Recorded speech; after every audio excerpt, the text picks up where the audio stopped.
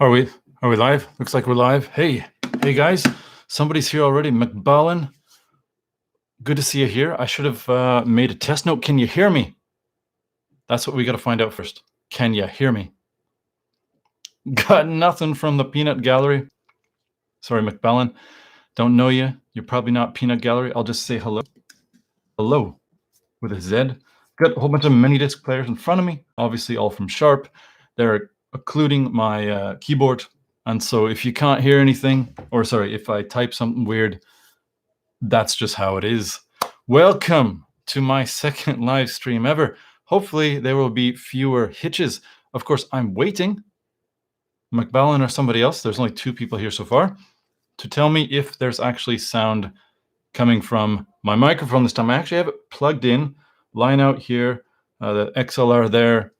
It's pointing at me. Tested it earlier on, and ain't no one saying nothing. So I'm just gonna say and hope that everything is going all right.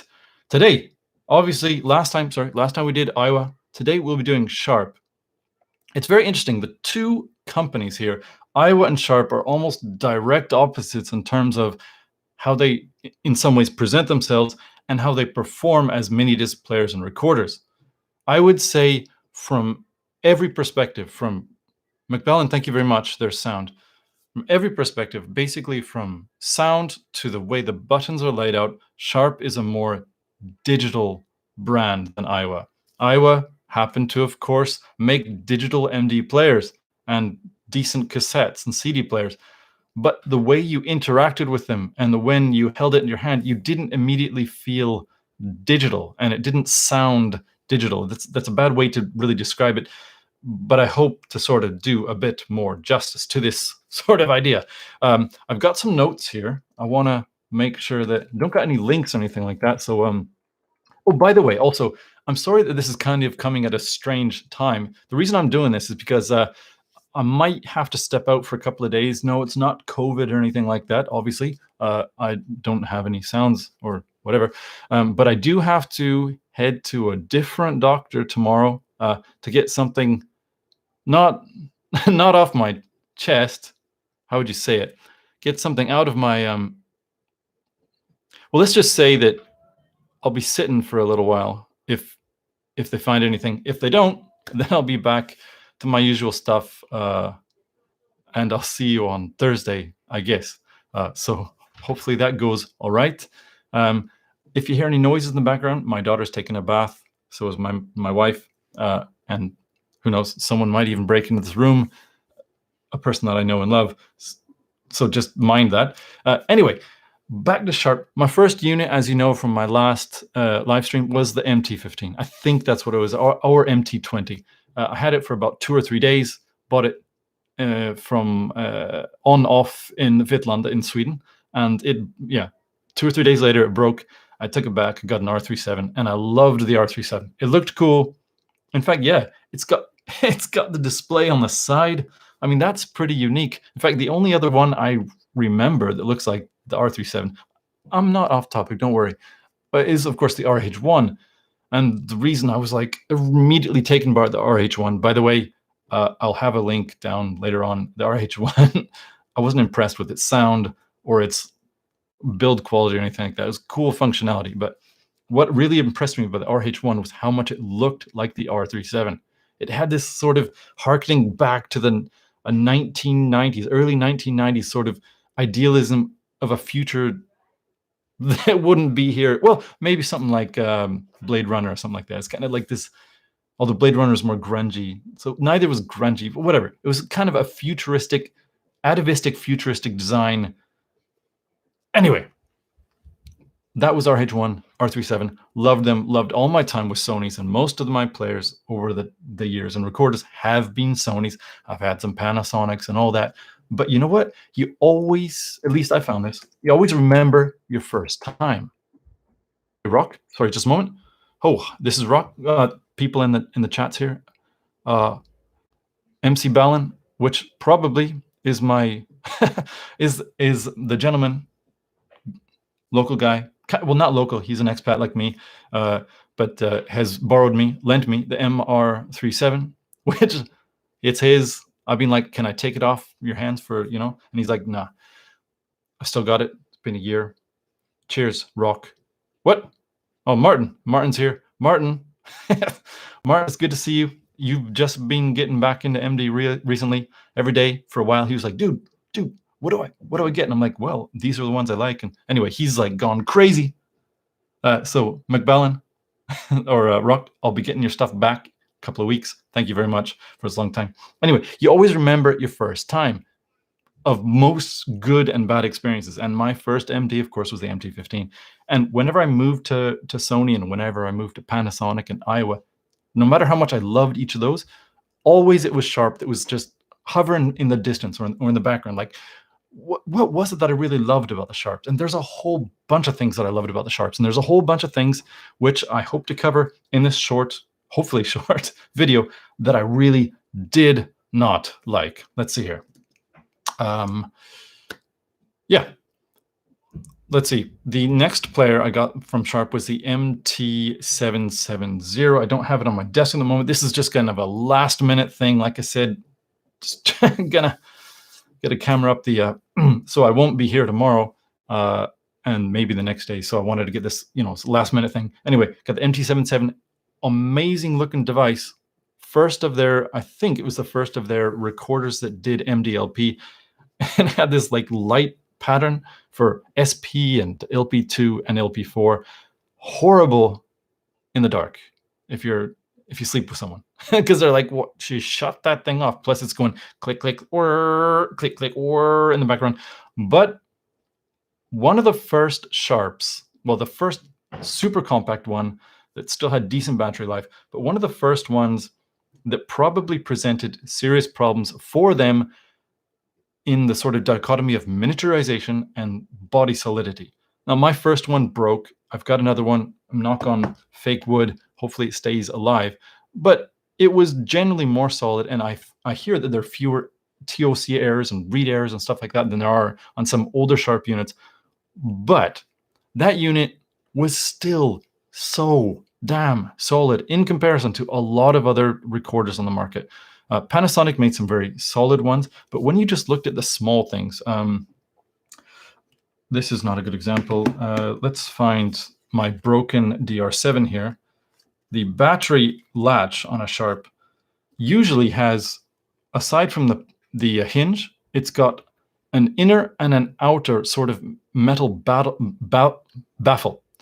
The outer one scoots into the plastic sort of stops, and the inner one then makes contact with the battery, and that's its only purpose. So it's two pieces. Maybe it's over-engineered. I'm not sure it's any better from an electronic perspective, but it looks, when you open it up, you're like, wow, that's two pieces.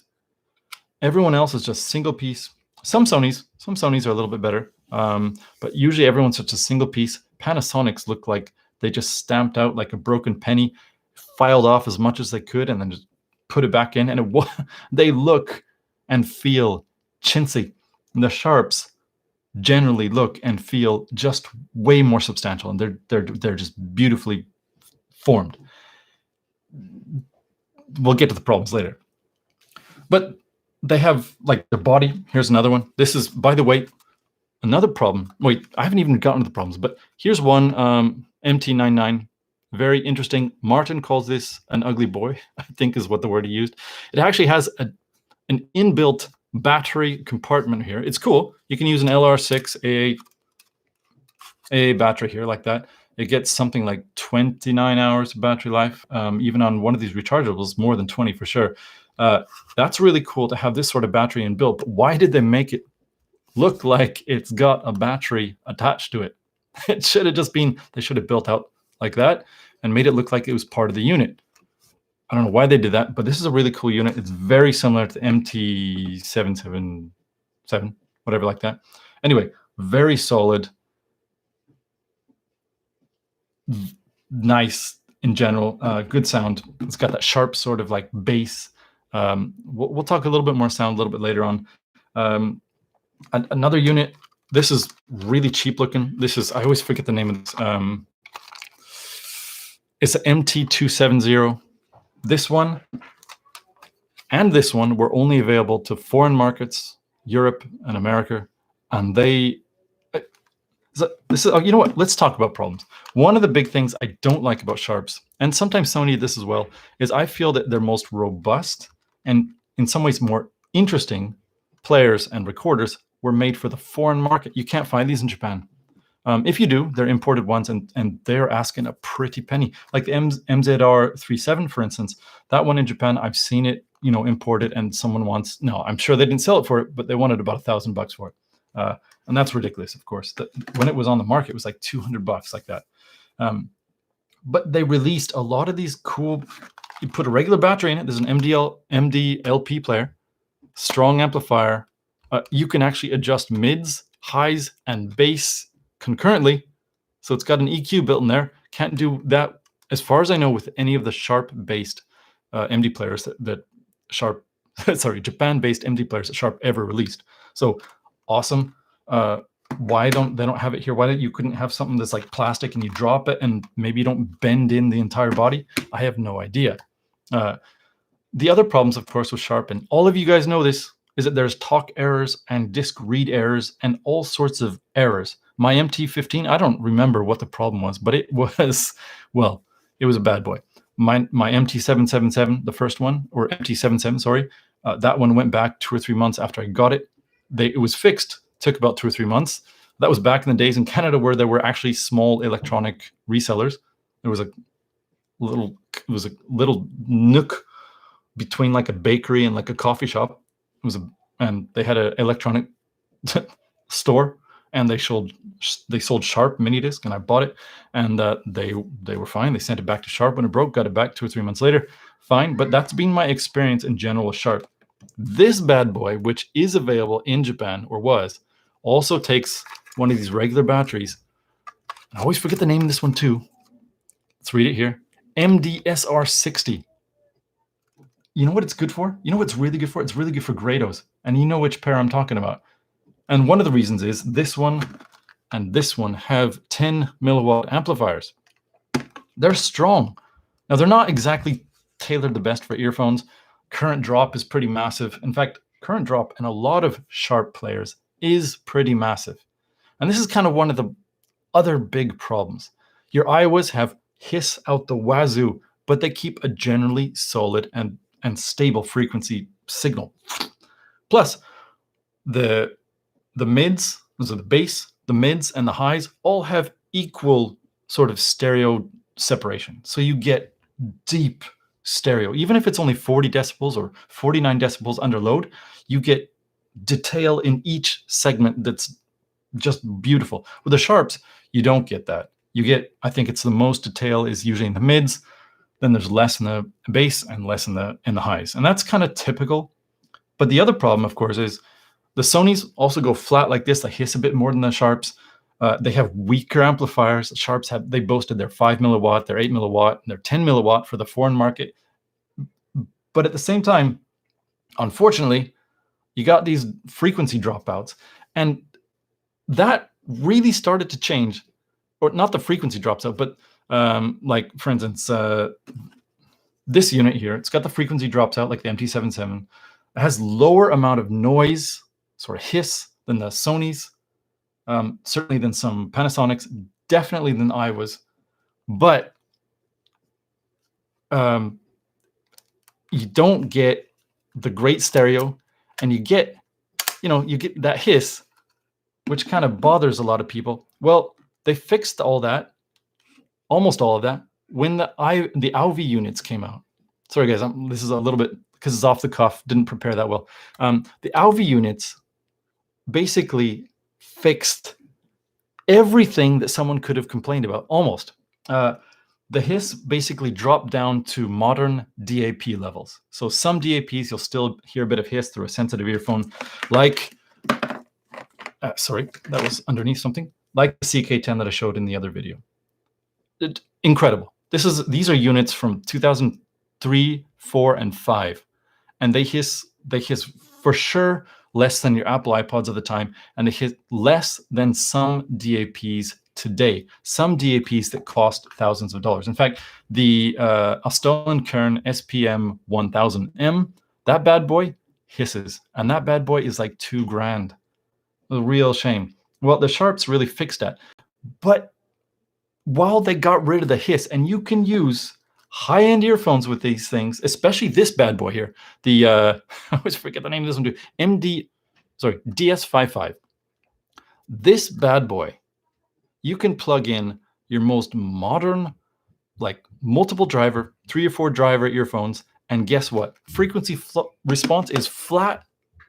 It's like the volume doesn't change at all. The Sharp is like, yeah, I'll freaking sound awesome. And you Sonys and you Panasonics and you Aiwas and stuff like that, you guys don't got a chance against me. And so that's just how it is. The problem with all of these AUV units is they don't have stereo at all. Like none. Okay, that's a lie. That's a lie. They have stereo, but you have to jump through hoops to get the stereo. One of my favorite earphones is this bad boy here. It's the Sony EX1000. Great earphone with a strange connector. I had to get some adapters here. This adapter actually runs in here. It's an MMCX adapter. This little elbow here goes into whatever this proprietary Sony thing is. And then I got an MMCX cable that I bought from Amazon for around $20, I think. And on the other end is a TRRS 4-pole 3.5 connector. If you don't use this and you use a traditional 3. Did we get a pause there? Sorry about that. And when you get a 3.5 TRS connector, you get basically no stereo, like I said, anywhere between 18 decibels and 25 decibels, where the signal that I'm feeding it can do up to 96. So you're getting like fused. That's like, what'd that be like? It'd be like a cross feed.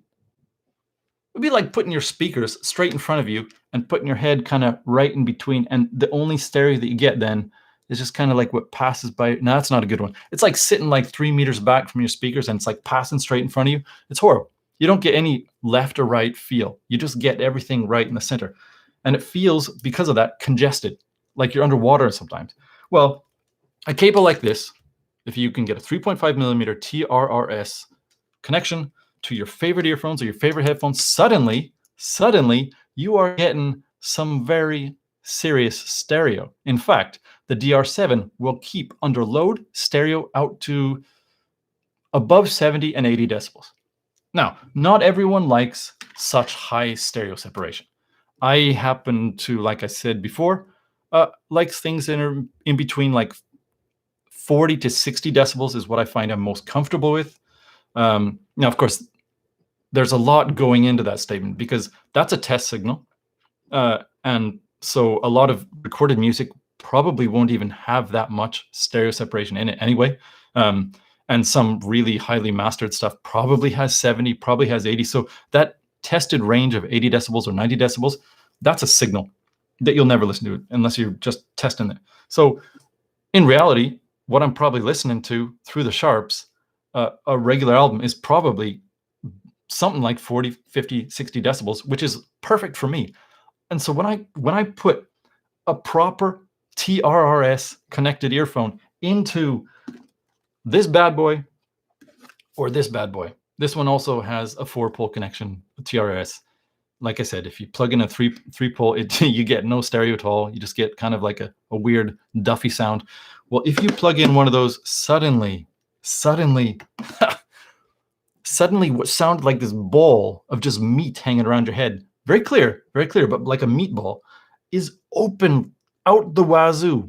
It's just right open out the wazoo. Now, let me see if I got some, if I can have, I haven't published my measurements, I don't think, of the Sharp properly. But yeah, under the extreme load of Fit Ear Parterre, for instance, which is a beautiful 2-driver earphone Fit Ear put out, I think, in 2011. Fit Ear are a local company from Ginza, do high-end custom earphones, as well as they do musicians earplugs, they do musicians custom monitors, and they do for regular old people like us that don't make music, they do like high-end, audiophile stuff. Well, the Parterre, even that, and that's a big load, it made this bad boy, which barely went down in the SM while driving the SM2. It made it down to like minus 4.5 decibels on the frequency suck out range at around 5 hertz or 5 kilohertz. Sorry. Well, even driving that bad boy, it kept 80 decibels into the stereo signal when it was wired, for stereo. And that is a drop of not even a single decibel from its unloaded presence. So I mean, that's some damn good stereo. And the noise level, minus 96 decibels. What is the limit of 16-bit? Minus 97. That's pretty damn good. Dynamic range, 97 decibels. What's the limit of 16? 97.8. That's freaking amazing. Unloaded, 0.0091 total harmonic distortion. This is all RMA stuff, so there's some abstruse numbers in there as well. IMD and noise, 0.023. None of that is audible, of course. The only thing audible of that is the fact that when it's driving something like the Parterre, you get a huge frequency suck out, and you will hear that. 4.5 decibels is something completely audible. I would reckon up till about 2 decibels in a frequency response, you probably won't notice it. 4.5, definitely you'll notice it. But anyway, another thing they did awesome was their bass. You turn on their bass and it doesn't suddenly skyrocket like the Aiwa does into huge amounts of jitter. No, it keeps it pretty decent. These are decent sounding MD players. Of course, if you have the right connection. And the good news, and Rock knows all about this. What's this? Sorry about this, guys. You're chatting. I was reading my notes. Slow down here for a second. Oh, it's just Martin and Rock just chatting along. They're like chatting, and I'm like, I'm doing my thing. Hope you guys will listen. Just flirting in the chat room. Not flirting. You guys are, whatever. Anyway, yeah, if you got all the right connections, the Sharp just sounds amazing. And it may. There's a problem. Another thing is, as good as these things can sound if you got the right connections, and as low as they keep distortion under load, and as powerful in general as the amps are, they may break. This one's broken. I've got, how many of these DR7s do I have? 5. 3 are working, 2 in good states of repair. Another one works when it wants to. I also have a DR77 done. 2 of them, sorry, they're both dead. And when I look in Yahoo Auctions, most of the DR77 listings are, it works, but sometimes it doesn't read a disc. If a mini disc recorder sometimes doesn't read a disc, it means that it's on its way out. And most of them are listed like that. The DR7 seems to work a little bit better. But yeah, it's Sharp. You're going to have the testably best sound on the market if you have expensive cable and the right earphones that have the connection for it. Low amounts of noise. It's going to sound great. But again, it's going to have a little bit of a sort of digital sound to it. And what do I mean by digital? It's such a bad word to say, but I think I would just say it comes from this sort of boxiness. The Sharp has a very good sound. And even though the stereo frequency is flat across, unloaded, and even if you have the right earphones for it, loaded, it's pretty damn flat. It keeps jitter and all that low. It's got a sort of clean, but like sudden sound to it, I guess. It's the only way I can really describe it, and that's horrible. That's a horrible way to describe it. Like, it doesn't, yeah, fine. Everything flows the way it should into the right frequencies. Everything spreads out fine. But there's not so much a taste of the artifact in a way, apart from what you can sort of force by putting the wrong earphones in or all that. It's not, I don't want to say neutral. I don't want to say neutral, but it's kind of shouldery in a different way. It's not like the mids are big. It's not like the bass is, I don't know what it is, but it's just got a sort of a bigger presence. That's the only way I can really describe it. It's good if you like it, but it doesn't have that sort of even Steven, just kind of like shooting straight that the Aiwas do. Of course, the Aiwas hiss like mad, and they're the most frustrating ones for me to really love. But yeah, that are my words about Sharp, Alvi, and non-Alvi. I should mention before, I don't know if anyone will have questions. Well, if you do, we'll answer them.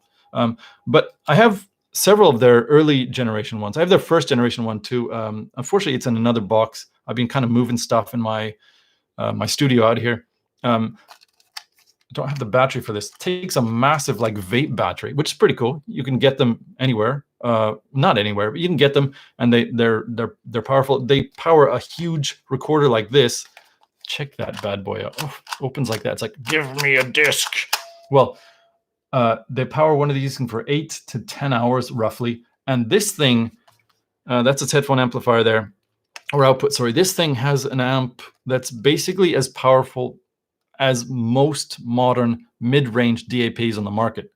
So when I test it, I may have to shut the helo down to +6 decibels rather than 0. So give it a padding of an extra 6. Now it doesn't go quite as high as like a Onkyo DPS-1, something like that, but it's in the middle between a smartphone and an Onkyo DPS-1. And their first generation one that even had optical line out, just like the Sony, also super duper powerful. I do want to mention one more thing. I'm going to kind of go to the sort of problems of Sharp. I want to heap onto that. Until the DR7, their recorders were basically designed like this. Sharp was like, you know what's generally cool is to have a stop button and a play button either opposed or opposed to each other, so that you kind of have an instinctive understanding of where buttons are. That's how people who know design things. And a track left and right should be, like that. That's how good design is. Well, Sharp were like, no, let's put them up and down like on a column because it looks cool. Like if you put it in the light, it just looks cool. And it's cool. A lot of their players looked damn good. They had the buttons like out around like this, like some sort of like wave was going through the design studio when they designed it, I guess. It looks organic, looks damn cool, but it's kind of, this one's actually not bad. This one, play, stop, and then you have your tracks here. The problem is they're small and you can't really tell where they are, certainly in the dark. The Aiwa, for instance, has big thumb. Where is the Aiwa? There's my Aiwa. These are big. They're right here. There's nothing below them. You're not going to accidentally go up or down from it. But here's another example. Volume down here, minus, plus. Track forward, track back. Play, stop. This whole thing does 4 different things, and it's the size of a thumb. That's ridiculous. It shouldn't be like that. You should have it more discrete functions or controls.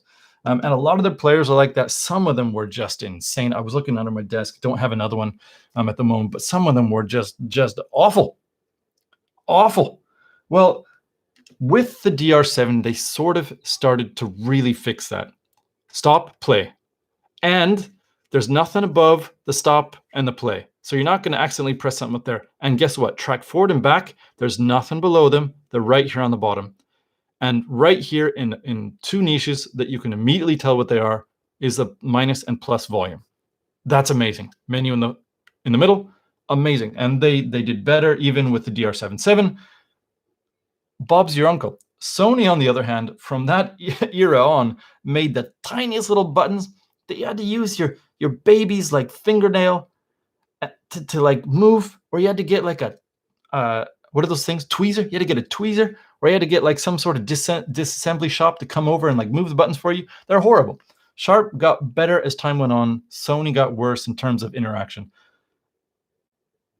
and sound. I mean, yeah, I think some of Sony's best sounding ones were early on. Sharp's, I think their best ones came later, if you had all the equipment and all your ducks in a row. And that's all I got to say about Sharp right now. It's a love story and a hate story, again, because Sharp, they're lying to you. They're like, I don't even think they knew what they were doing. When they brought out the Alvies, it's a balanced signal, but their old marketing was like, it's rounder. And they showed these like pictures of like really digital looking images and then ones that were round, more like analog. Balance doesn't sound more like analog. That's retarded. Ridiculous. All right. But balanced, just you basically, depends on how it's wired. If you've got 2 DACs and you got 2 amps, then you have more power. Or even a single DAC with 2 amps, you got more power. Or you have better stereo separation. That's it. And with these ones, it's just a single amplifier It's basically made for balanced, and if you don't go balanced, you got no stereo. With balanced, you get the best stereo among mini disc players on the market.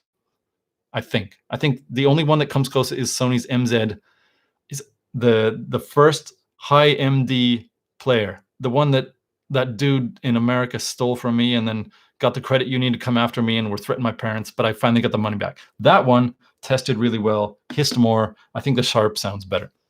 That's it. Any questions, guys?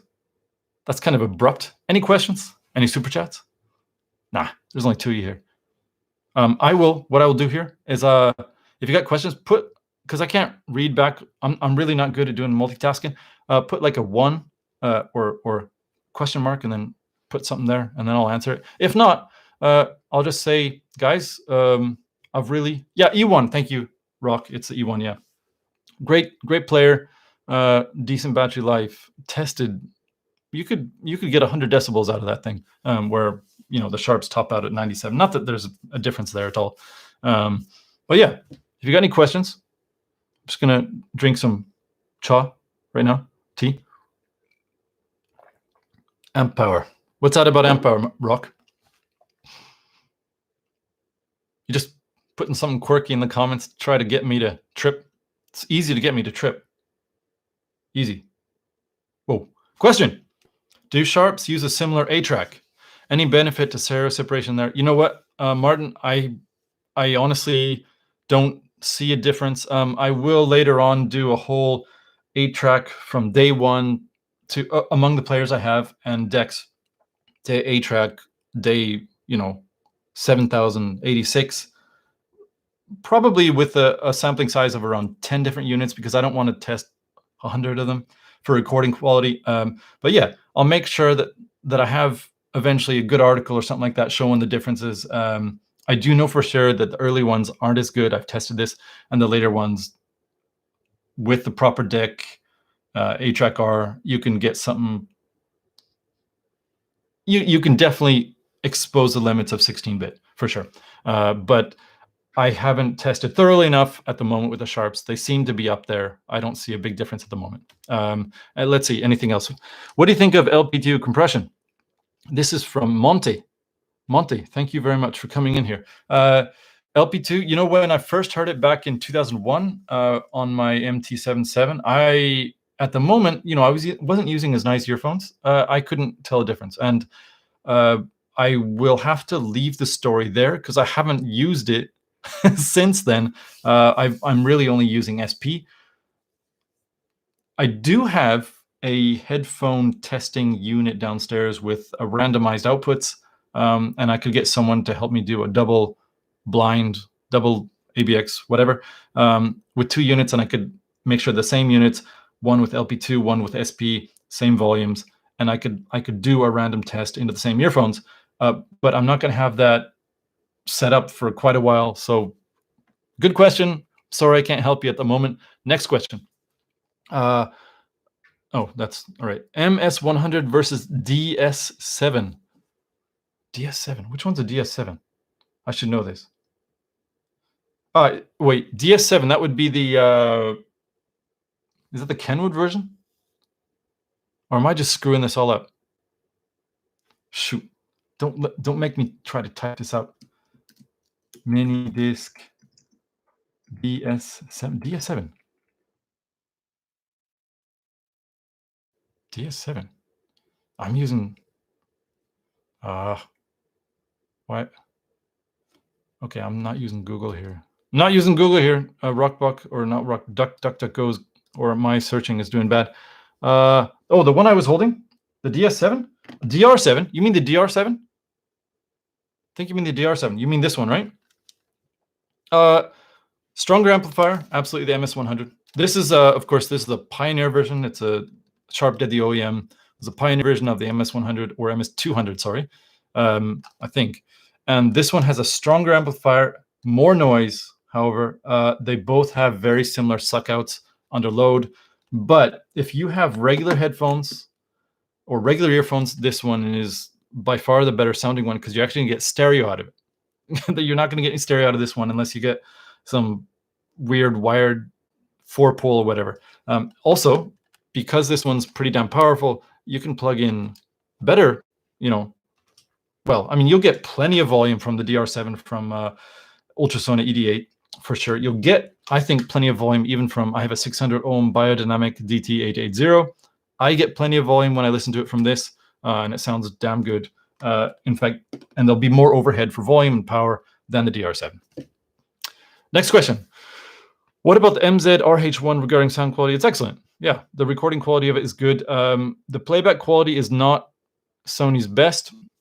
I actually have, let me see if I can get the RMAA report up here. See, MZ-RH1 RMAA.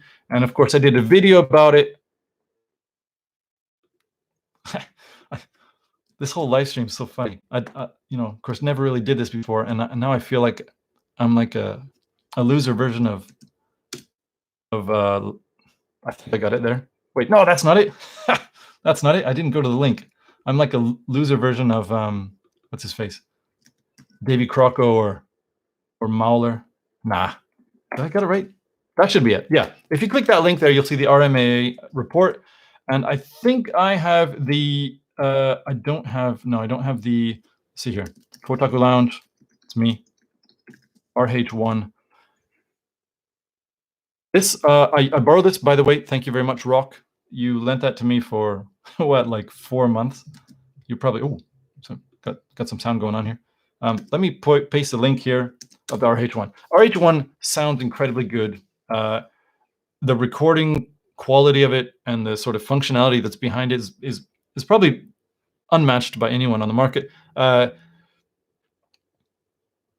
There's hiss for end-of-life player. I didn't like that. It hissed more than that E1. It hisses way more than the Sharps. It doesn't have, well, let's go to the RMA results here. If you'll notice, it obviously tests very well. Noise levels -94, dynamic range 95. But you'll notice there's higher THD and IMD. They're great, though, by the way. You'll never hear even 0.3%. There's no way you're going to hear that. That's under load of an SM2. But you'll notice that the stereo basically jumps right down to by 30 decibels from 90 decibels to 62. That's, it still sounds good, but the amplifier is obviously not supplying enough current to an earphone like that. And there is some frequency jumps up and down, not big, up just basically 1.5 decibels. So it's not Sony's best, and it doesn't compare to, if you got the Sharp wired up properly, it does not compare to the Sharp for sure. Nathan has mentioned the RH1 earlier. I'm sure he will again. Sony, let's stay on Sharp topic. Yeah, stay on Sharp topic. It's hard. It's hard when you're on the MD stuff, though. The blue one in your hand. Yeah, okay. Dude, you were holding.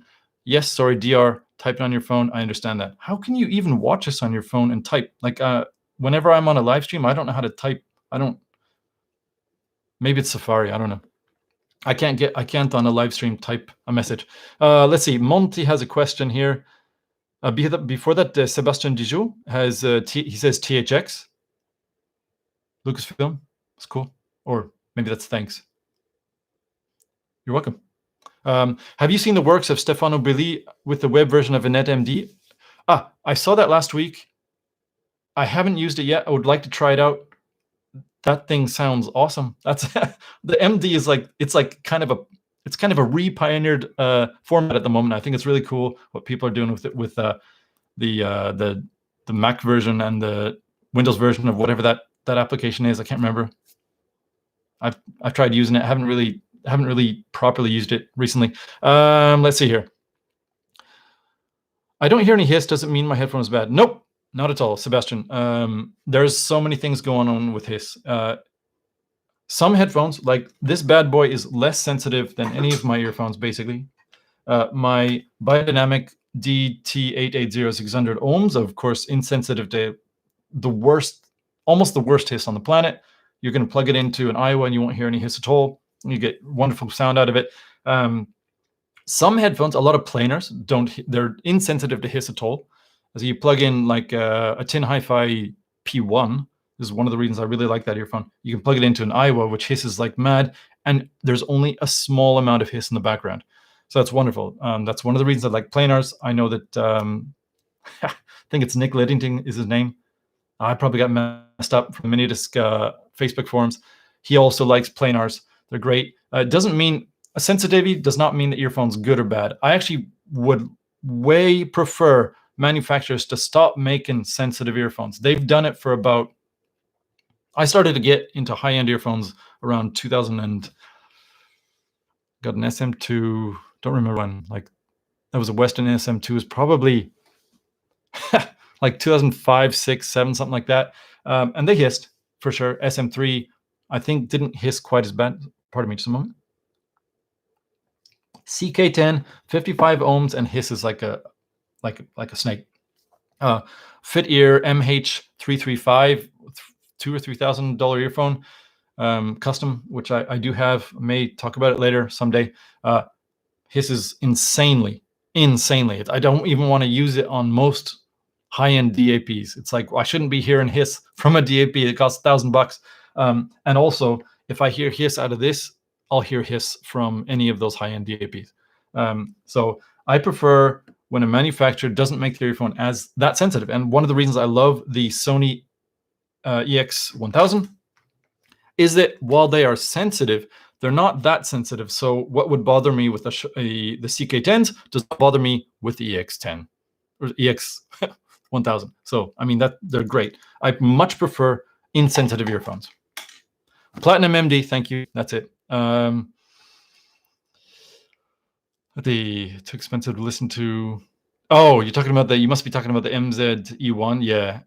The reason I sold that, I just never wanted to use it. I bought it. I got a really good price on it, an insane price, because it went months later for like 4 times the price here in Japan. I got it for a really good price, but I saw the prices skyrocket, and I was like, yeah. And I liked using it, but I never wanted to drop it or nothing like that. So I had to get rid of it. It's one of the best testing MD portable units on the planet. Sounded good, but was way too precious for me to keep using.